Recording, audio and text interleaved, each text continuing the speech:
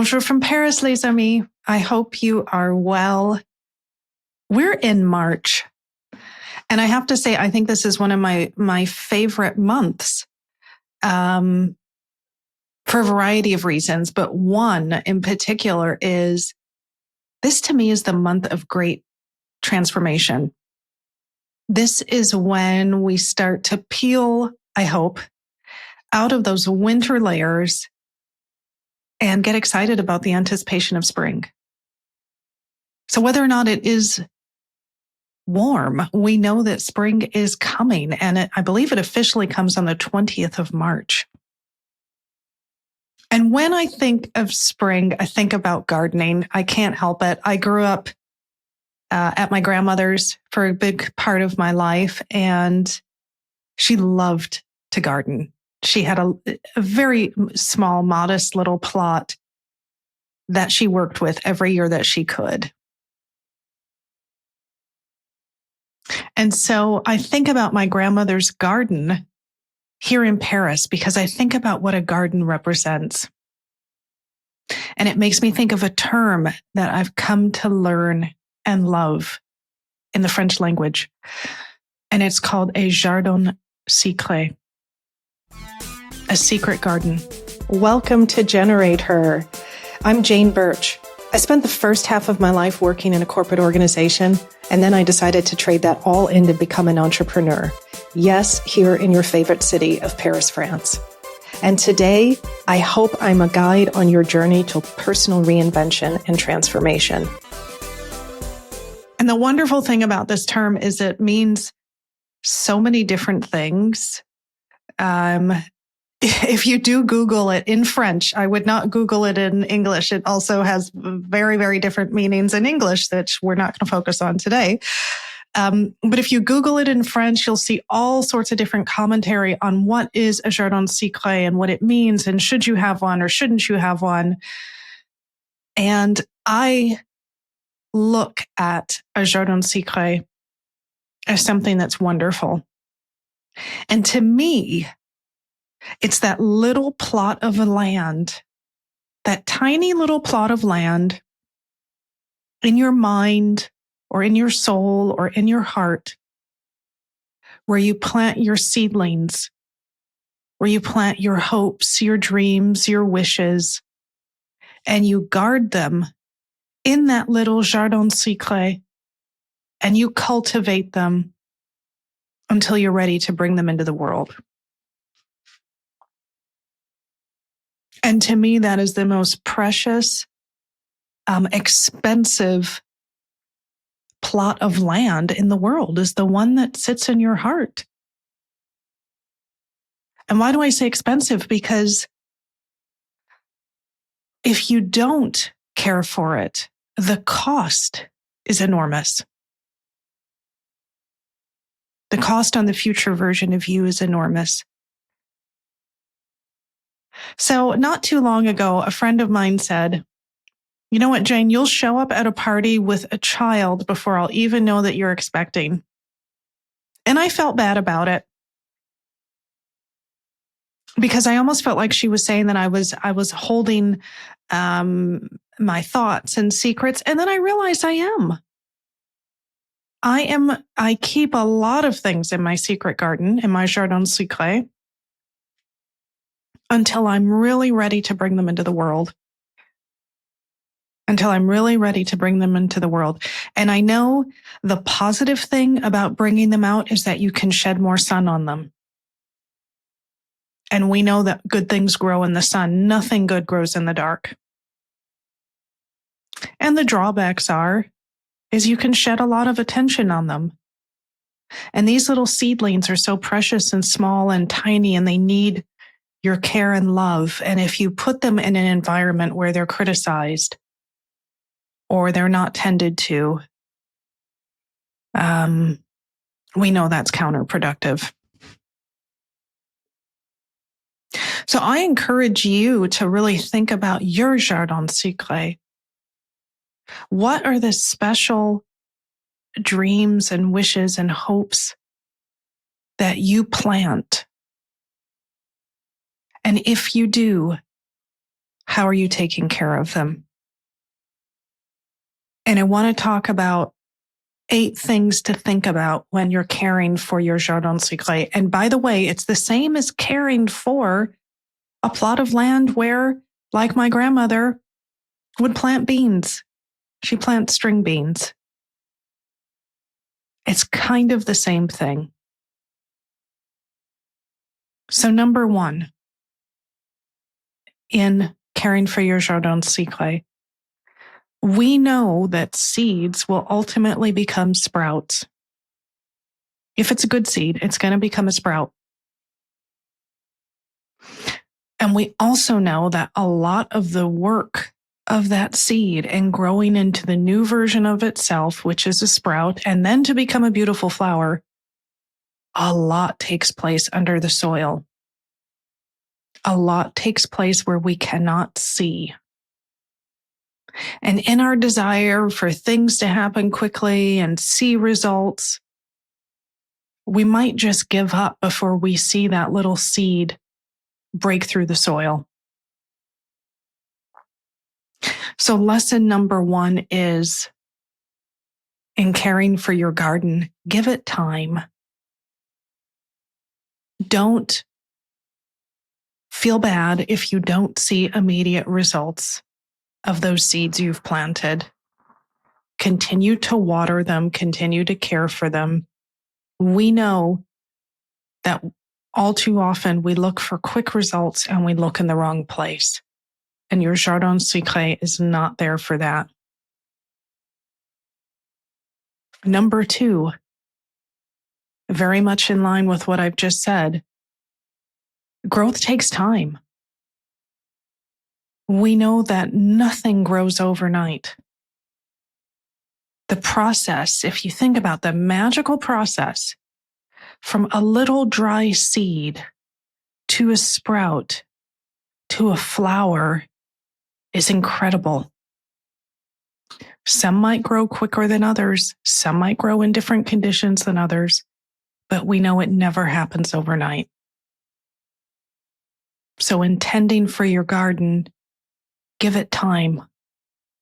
Give it time to let each seed grow in the manner and in the speed that it needs to.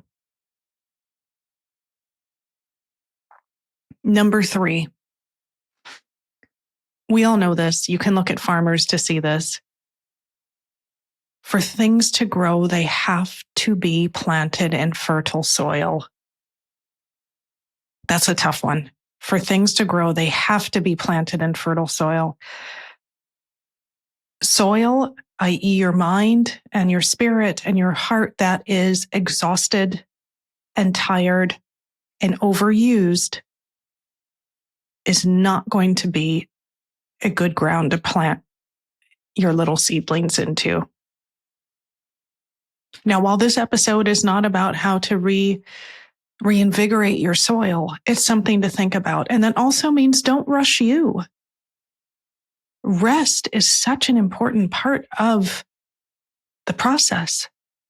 Again, looking at farming and gardening, there are seasons and years where plots of land are left to just sit and regenerate themselves. They're not used for planting and production. They're left idle to reboost themselves. And this might be the period that you need to be idle to reboost yourself and not focus on trying to grow your seedlings. Number 4, we've all seen an overgrown garden. Your Jardin Secret needs to be tended to rigorously. Just like every other garden, it needs to be nourished. It needs to be loved.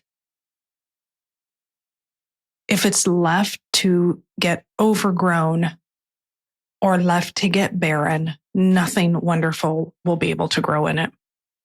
Nothing wonderful will grow of it.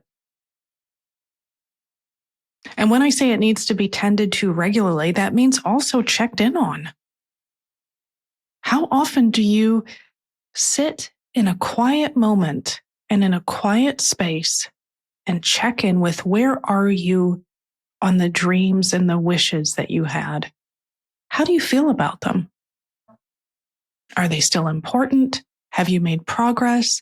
Is it something that's just been sitting there germinating for years, which is fine too? I believe timing is divine. But you have to look in on your garden and see how it is. See what's growing there. See what else you want to plant there. You can't just plant something and leave it. Number 5, you need to prune. This is really hard. When you see a little flower coming up and it's got tons of little sprouts around it, sometimes the best thing you can do to make that flower stronger is to prune it. And if I'm using your ideas as an example, this happens to me often. I'll have an idea. You give me toothpicks to build a little toothpick house, and next thing you know, I'm off constructing a chateau